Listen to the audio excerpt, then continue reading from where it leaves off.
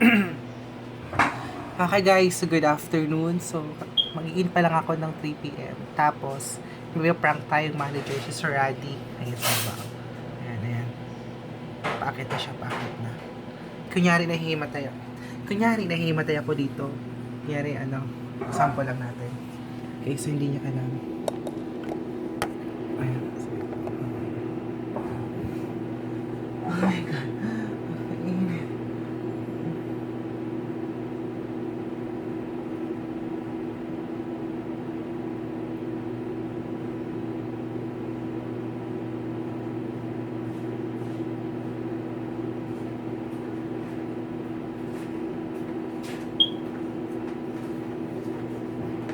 Sir. Hello.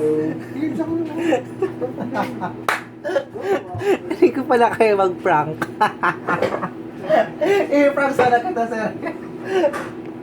Oh my God! Palpak yung prank na.